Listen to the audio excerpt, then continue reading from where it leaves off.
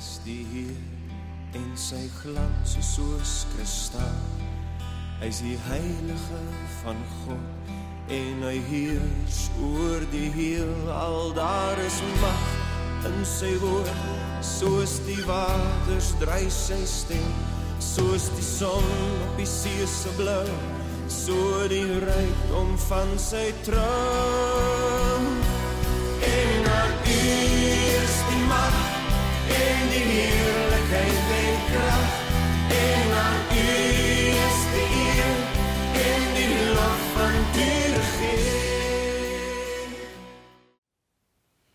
Goeiedag geliefde, ek sluit saam met julle af hier die besonderse week waar ons praat oor liewe Jesus, die een aan wie behoort alle mag. En ek hoop jy het hierdie week so onder die indruk gekom van wie hy werklik is as God, die God met alle mag, dat dit vir jou wonderlik is om jou knie voor hom te mag buig en hom jou Here te mag noem. Ek kan nie anders as om hierdie week af te sluit. Daar's nog soveel wat ek eintlik wil sê, maar ons het nie die tyd nie. Maar ek kan net afsluit met Openbaring 1 vers 17 en 18. Dis Johannes wat hierdie hemelse visie het. En dan gebeur die volgende. Toe ek hom sien, dis wanneer Johannes vir Jesus sien, toe ek hom sien, het ek by sy voete neergeval en bly lê soos een wat dood is.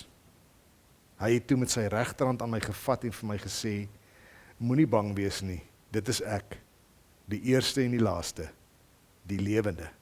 Ek was dood, en kyk, ek lewe tot in alle ewigheid, en ek het die sleutels van die dood en die doderyk.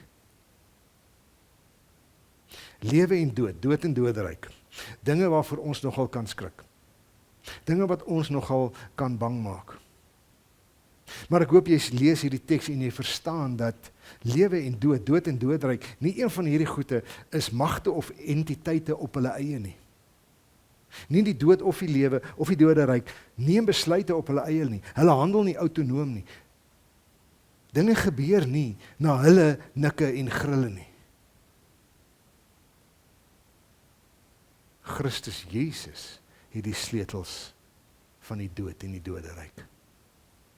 Christus Jesus, die opgestane Here, bepaal dood en bepaal lewe. Hy is die God daarvan. En hy is die lewende, en dit is hierdie lewende wat lewe en dood bepaal. Ons is nie slagoffers wat uitgelewer is aan toeval nie. Ons is nie slagoffers wat uitgelewer is aan die nikke en grille van 'n doderyk, of selfs 'n lewe wat sommer net met ons gebeur nie. Ons leef ons lewens as sy kinders in sy naam, saam met hom op sy triomftog, wetend dat hy besluit oor my lewe en my dood. En dit behoort vir jou 'n rustigheid te bring oor dit alles wat jy nie kan glo nie, want ons kan so gespanne raak hieroor, ons kan so onseker wees hieroor. En is nie nodig nie. Want as die God wat alle mag het, wat die sleutels van die dood en die doderyk het, sal hy op die regte tyd vir elkeen van sy kinders dit oop of toemaak. Daar's vir ons geen bekommernis in nie. Daar's vir ons geen rede om paniekerig te raak nie. Want hy het die sleutel.